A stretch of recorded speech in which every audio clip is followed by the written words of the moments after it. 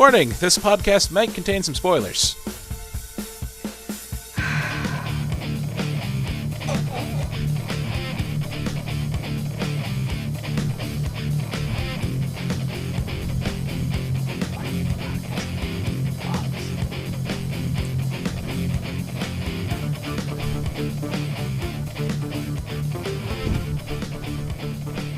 What's up, everyone, and welcome to another episode of the ASOTV podcast for Supernatural, Season 10, Episode 15, The Things They Carried.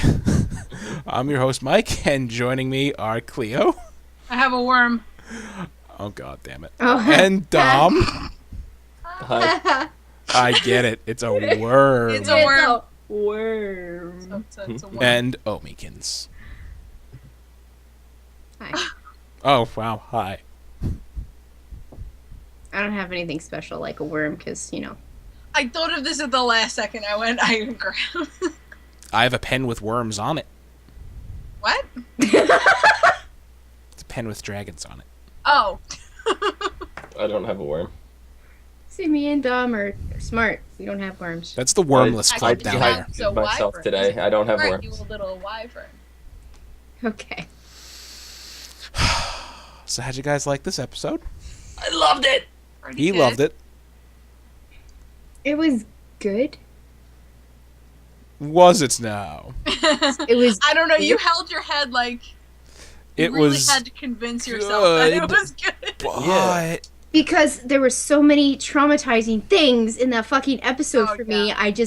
I couldn't even. God, and it started right off the bat with it. It's like, oh, don't do the neck. Oh, they did the neck. Yeah. Oh, God. don't do the neck while she's hanging upside down. Mm-hmm. Mhm. Yeah, it was just, I was like, all the nopes. All the nopes. All the I was like, notes. when the episode first started off and they were doing the blood hanging, whatever, drip the blood into the bucket, I was just like, oh, it's going to be one of these episodes. And I was like, I was not feeling it. And then I saw the guy from the beginning of the season, I don't even remember his name, Cole, Cole. I should remember that. But, pretty easy. well, it's because that's one of my favorite characters on another show.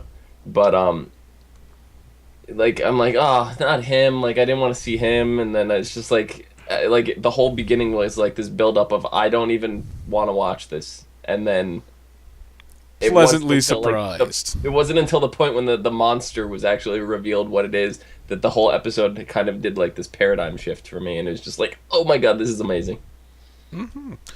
So, at the beginning of the episode, we got a pretty extended recap, more so than you would get for like a season finale, I would say. And it was kind of an odd recap. It was just, what is it? I don't know. Over and over again. What is it? I don't know.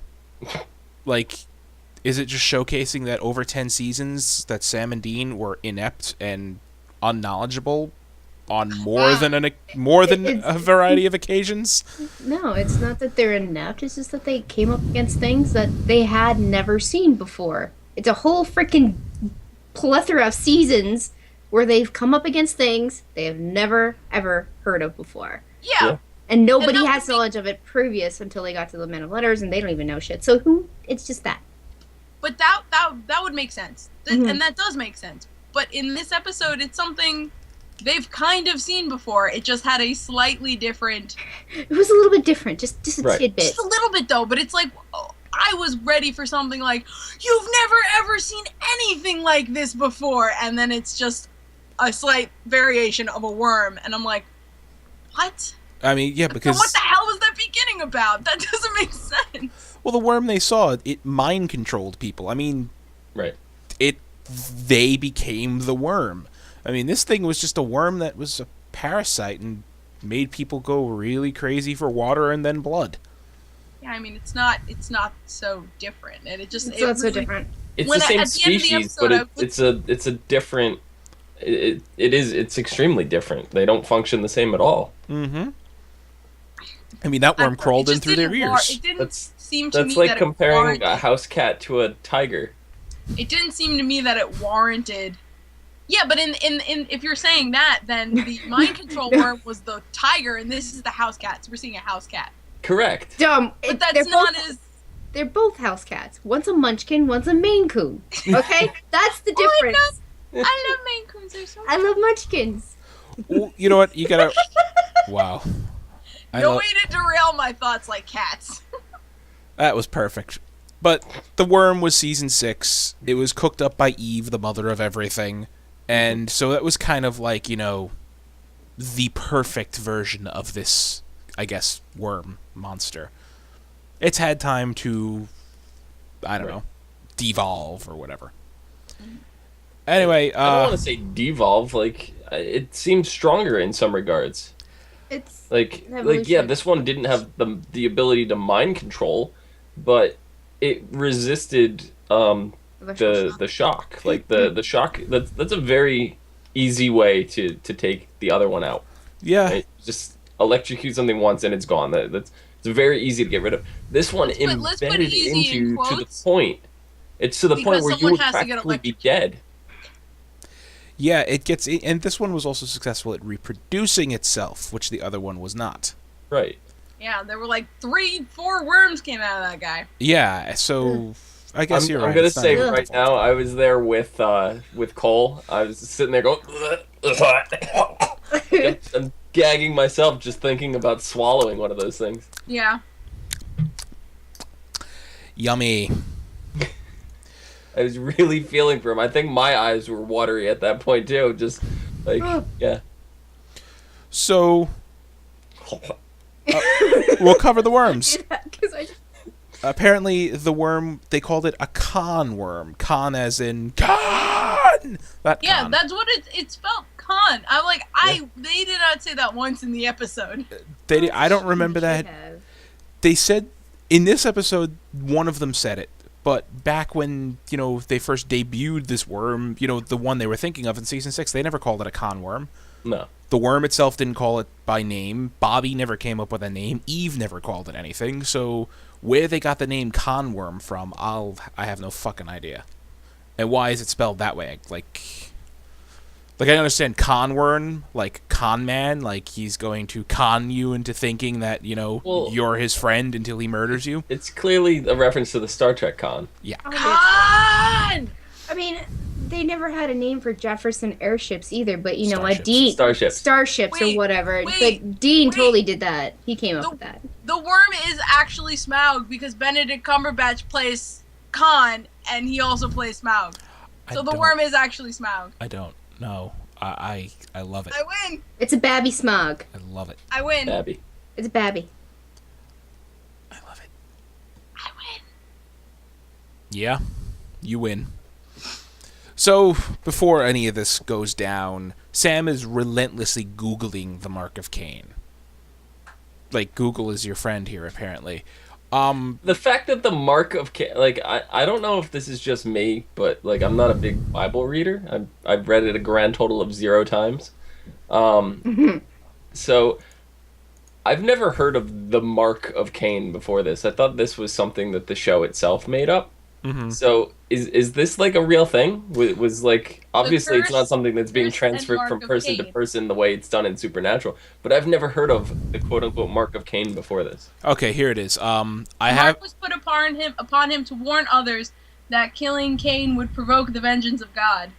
Yeah, I pulled up Wikipedia If someone did harm for it. to Cain, the damage would come back sevenfold. Mm-hmm. So And he was physically marked. I remember This is realistically something that they could Google. Yeah, I remember it from Catholic that's- school. I me just and- didn't me and Mike remember. literally pulled up the same page. Yeah, Okay. I remember this from Catholic school from when I was in like the 6th or 7th grade, but it's just, like when they mentioned the Mark of Cain, I'm like, I've heard of that. I don't remember what it is. It's got something to do with Cain and Abel, though. I'm a good Catholic. I'm really not. But yeah, it's that from the Book of Genesis. So they can conceivably Google it. Yeah, and I mean there are different interpretations of what it is. Sometimes it's a physical mark, and sometimes it's just Kind of like the Holy Grail. different. How sometimes interpretations it's a of cup the and sometimes it's the bloodline of Christ. Yeah. Yeah. Go back in time, Jesus would be like, dude, it's a cup. Like, seriously. It's made out of, at that point, it's made out of stone or metal. We drink Or out wood. of it. Or wood, even. Or what even? So, I mean, the question was, what could the internet tell him that they don't already know from their dealings with it? Nothing. Unless he's got the dark net on his cell phone, it's not 'Cause going to tell him anything. They've heard from angels and demons and Cain himself about this mark. What is Google gonna have? There very well could be a lost scripture somewhere, because it's like just recently there's like, not recently, but the Dead Sea Scrolls, and there's constantly work being done to those to translate some of that. There's lots of chapters of the Bible that have actually been left out of the Bible. Mm-hmm.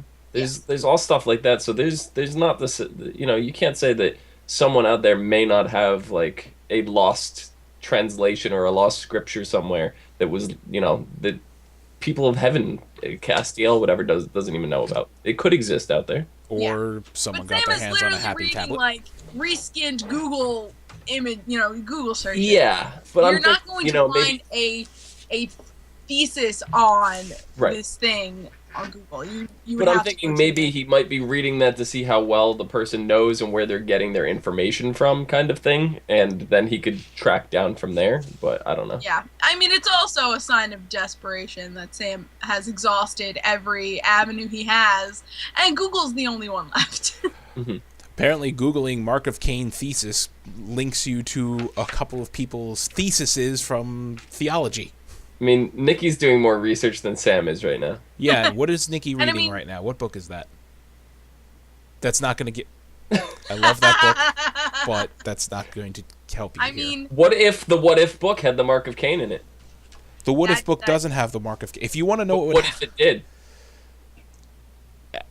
Then that would be very helpful to us, and we need to call, the people who make Supernatural and be like, look, this book written by a guy has, No, I just thought this would be... Of dinosaurs! It would just... I thought, reading the What If book would be a little bit more, productive for me, because, religion and me, I have no idea what that is. That works. What's religion? Never heard of it. Yeah. I wasn't forced to go to Sunday school for, 18 years of my life. What is Sunday school? I didn't go to Catholic school for 10 years of my life. No, I'm serious, seriously. Do they have religion in Canada? Oh, of course they do. Where she's from, it is predominantly Mormon. Yeah. That's a religion. That's a religion. Is. But I know nothing about it. Sunday school is basically like, see, for me, I went to Catholic school, but I also knew a lot of people who they went to, it was called CCD, which I don't know what it stood for. Basically, all the kids from the public schools, which just happened to be across the street, came to night classes at my school to learn about Catholicism. Yeah.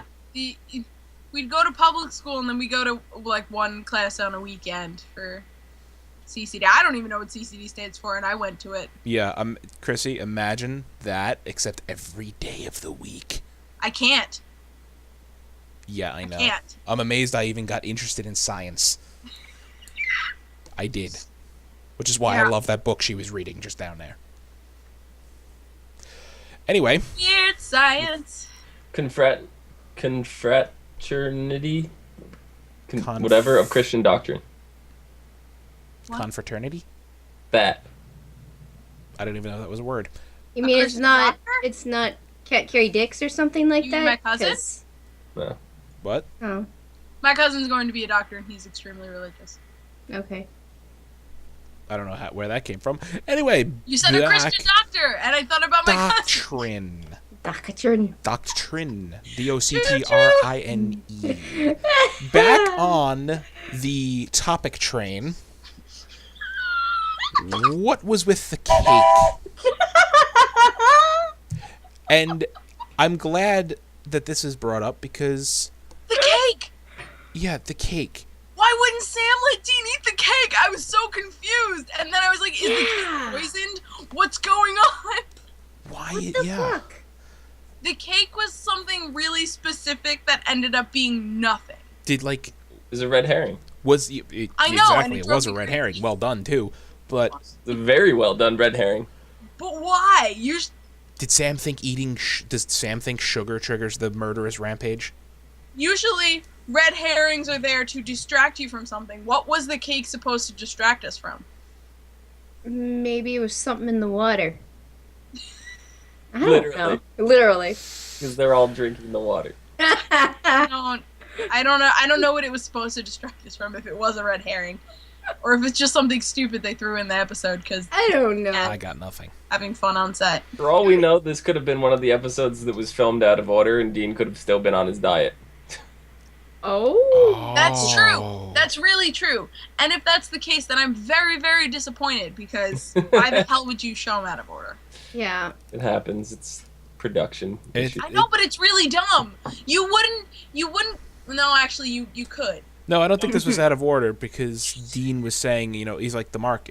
No, you're right. Because at the end of last episode, Dean was pretty fucked up in plain English. Yeah. After his encounter with, Cain, and Sam, had called, Castiel, said, there's something really wrong with Dean. And that was the end of that. Yeah. And a couple episodes before that, Sam was still, obsessively researching. So this might have been out of order. You're right. Mm-hmm. It's possible.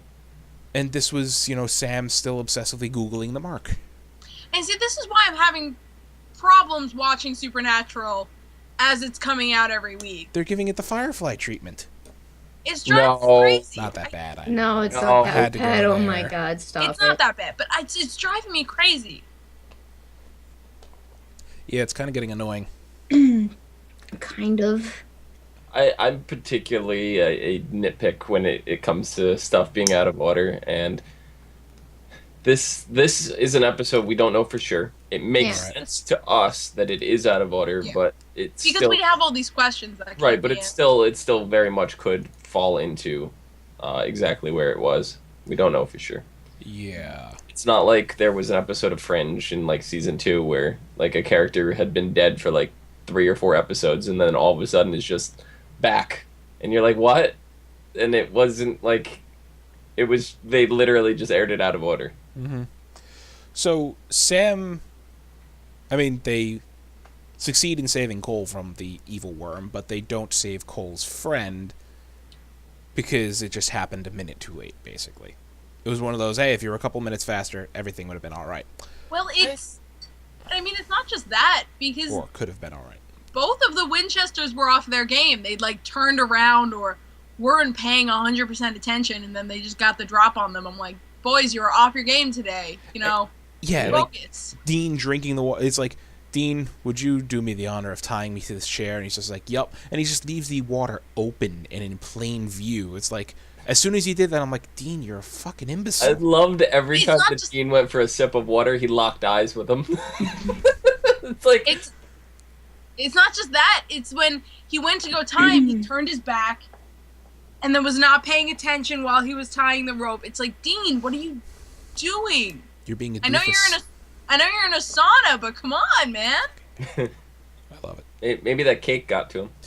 That the cake was poison. So, but they fail. Sam. That's seriously what I thought. Basically, this Sam is having trouble dealing with this loss. So why did it hit him so hard? Do you think?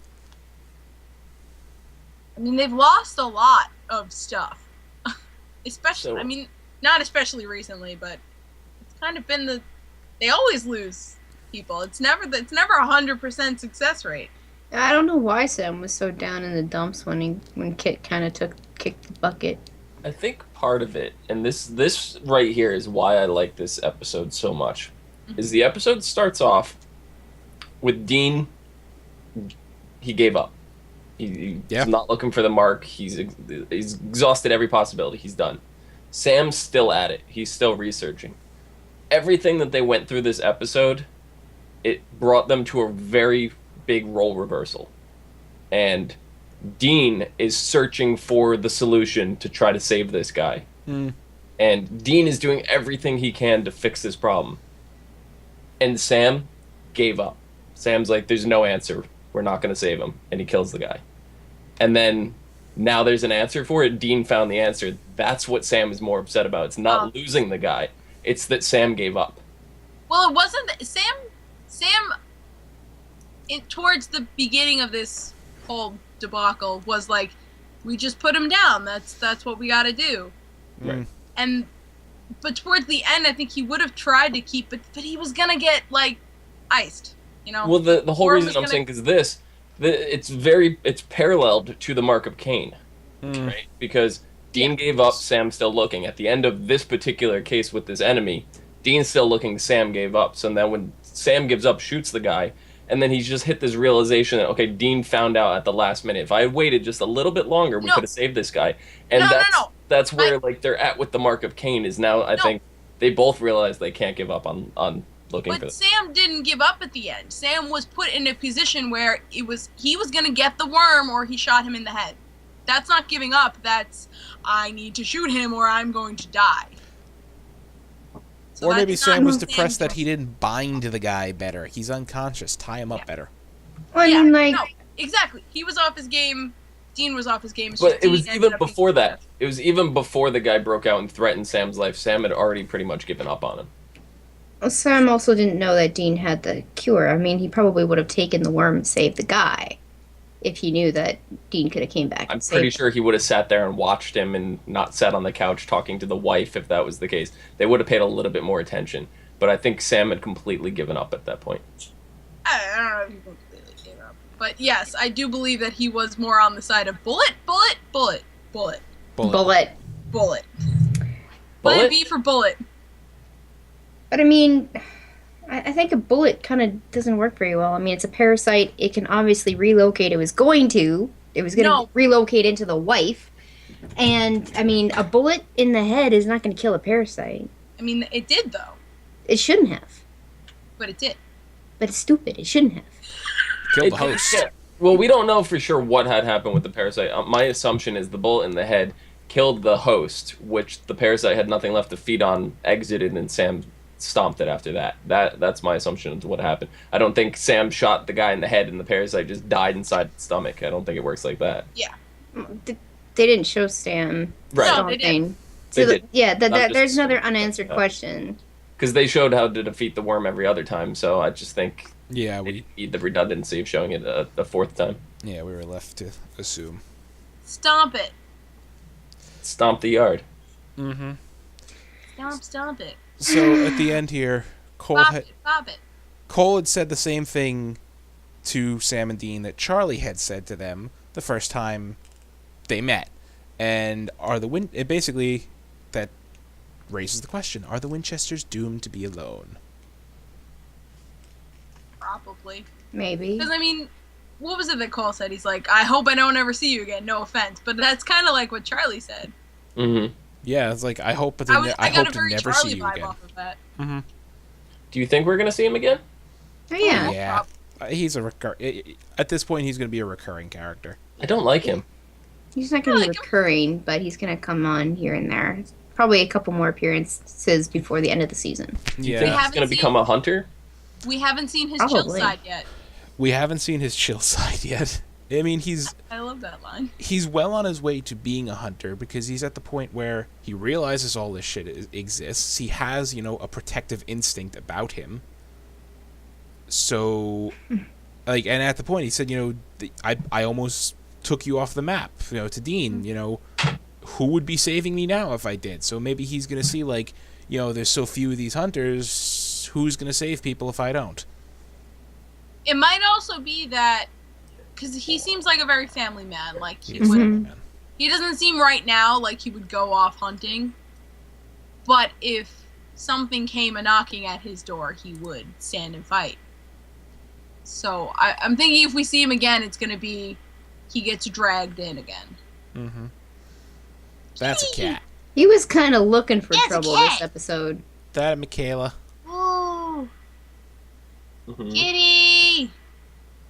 She's been getting a lot of screen time lately. Yeah. Dom explained it to me yesterday. It's basically I have to and I said overload her with love. Yeah. And then she fucks off. It doesn't take that much for Melody either. Yeah, it takes 3 seconds of me petting her and her being nice before she tries to kill me. Yep. Instantly goes from I love you to She was being all nice to me, and then I looked at her, and then she was like, oh, hells no, don't even look at me, bitch. So, Cleo, in regards to this, do you consider this a filler episode? Yeah, that's what I wanted to ask you, In terms of... Well, I've said that there are fillers that I like and fillers that I don't. This is a good one. This is a fine one. This is fine. You consider this a filler episode, though? Yes, it did not advance the plot. Yes. I think it did. No. It advanced character development completely. Certainly, it advanced character development. It did not advance the plot. What did it do to advance the plot? It kind of put the whole Mark into perspective. It was more... It shifted their paradigm. No, that's character development. That's not plot. Yeah, but... Plot would be if they had an answer, if they made a step towards Cure. an answer to the Mark. Yeah. That would be plot. This is not plot. This episode was more I'm advancing. not saying it's bad, though. It was more No, advancing to the whole story. When I say filler, I'm not saying good or bad. I don't care about that. That's not what I'm asking. Yeah, I know. It's still plot. Me neither. It's not. Other than them referencing the Mark of Cain, and I mean that's about it when it came to plot. I didn't see them reach a certain goal to better themselves with the Mark.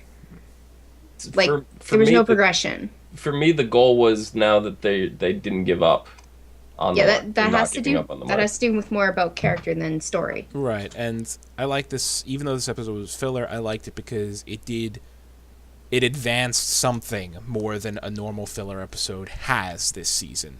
It was good, but I didn't like it. Also, I do want to apologize because I know I complain more than most on this podcast, and I'm sorry, but there are just more than most shows those blaring. right. I'm a filler episode, but Now, this was not one of those. This was a regular filler episode that was fine.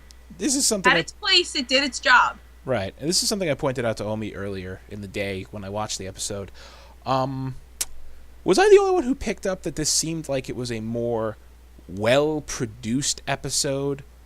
I don't know, it just seemed like it had a greater production value, like their budget went up or their attention to detail went up or something. It just seemed like it was, I don't know, a more well-produced episode. See, I'd have to go back and watch it and actually try and pick up on those things because the only thing I was getting queasy about the blood, about the worms, about the war violence bullshit that I absolutely hate. And, there's a bunch of other little aspects where I was like, I don't even want to watch anymore. Like, where's my blindfold? I'm talking about, like, attention to detail, the makeup seemed better, the effects, the sound effects seemed better. Here's one thing I noticed, like, this has always been a complaint of mine. Sam and Dean pull up stealthily to a location driving a 67 Impala. That engine is not quiet. You can hear it from half a mile away. I thought that too. I'm like, yeah, your lights are off, but there's no way you would be able to pull up to that house and have him not hear you. I noticed something. The engine was off when they pulled up. Dean had shut the engine. He was rolling in neutral up to the location. Really? Yeah, the engine was dead silent. And I'm like, they've never done that before. Maybe someone on set finally went, hey guys, this is stupid. You'd hear him coming from a mile away, especially a military man. I can't say for certainty in the 10 seasons of the show that they've never done it before, but they don't do it often. If they've done it before, I've never noticed. Yeah. And that was just something that stood out to me. I don't know. Yeah, that's funny. It just seemed like... Maybe they had an intern working that week that knew a lot about cars. I was like, hey guys. Or just thought for 2 seconds. I don't know. This is one episode where it's like at the end of it, it ended, and I was like, oh yeah, we didn't even get to see Mark Shepard. We didn't even I didn't miss him very much. Like, yeah, I love me some Crowley, but it obviously didn't fit in context of this episode. No, it didn't. Right, we had no Cass, we had no Crowley. But next week there'll be Crowley. Yeah, I see that. Probably a lot of Crowley. Well, I'm okay with that. Let's give the synopsis for next week. Next week's episode is called Painted Black. Please Rowena... tell me they're going to play the Rolling Stones. I hope so. Yeah, I know. Rowena makes plans to reclaim her magic. Sam and Dean investigate a string of suicides committed by people with little in common other than the identical, grisly method of their death. Slow, self-administered disembowelment. Oh, this sounds fun. Wonderful. This is going to be another episode that Nikki really enjoys watching. Oh, they're getting good at this. All the victims...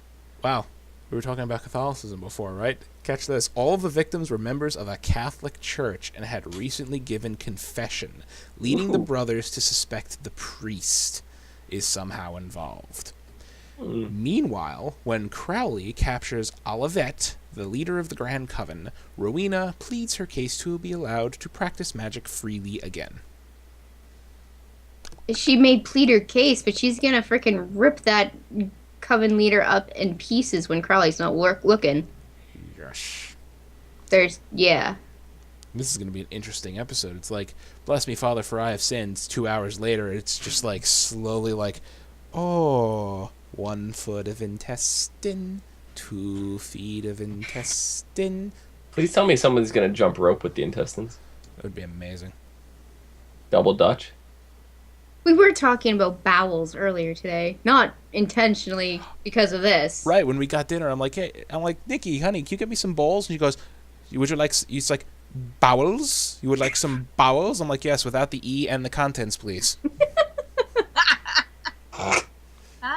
Yeah. And then I had to remind her that we eat bowels every time we eat sausage because they're encased in it. That's true. It's true. Mm-hmm. It is true. Yeah. Dropping the common knowledge on you.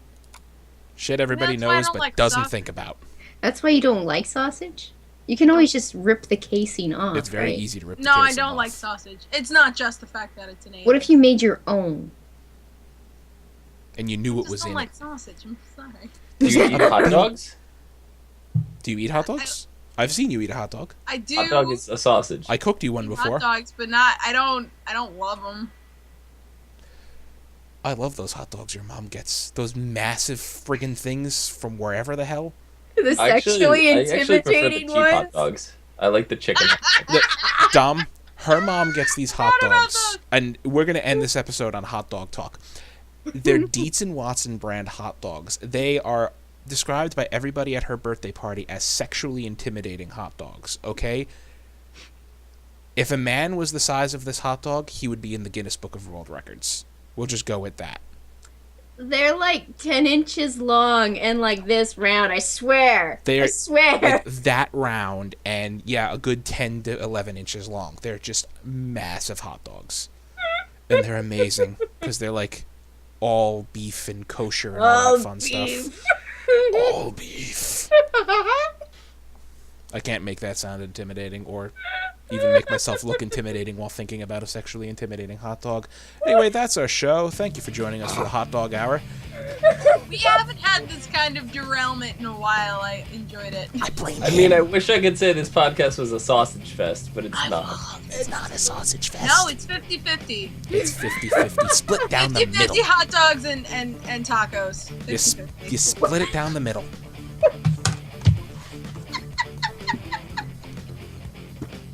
Also, it seems that the people able to keep their composure are split down the middle, except we're on... Nope.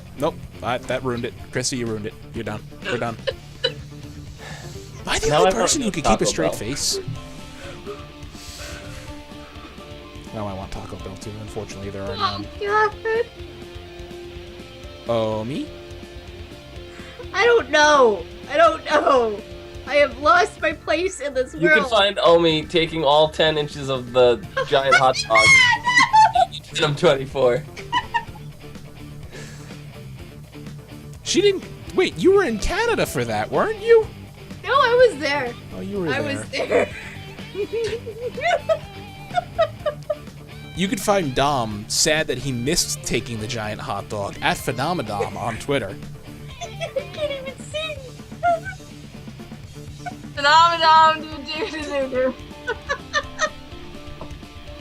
Being we're reading each... Someone gonna read Cleo's for her? Sticky's You can joke. find me at Nikki's turn. Cleomoto on the socials, and you can find me on Twitch at the Cleomoto. And I'm going to be streaming tomorrow on Twitch some anime bullshit games. Oh God, I swallowed the water the wrong way. It hurt so much. You can find me and my interesting hot dog facts on Twitter at Philodrin, right there. You can find all of us. Oh my god, nobody's gonna want to watch us after this. Watch us every day. In the odd event that you want to continue watching the shenanigans, you can find us on YouTube, Facebook, Gmail, Google+, Twitter, and MySpace at ASOTV Podcast, all one word. You can follow us at those places for some more podcasts for some of your favorite TV shows. MySpace. I said MySpace. I didn't cough it. Okay. We're good? We're good? Thanks for watching, everybody. Till next time. Oh, how you're watching, everybody.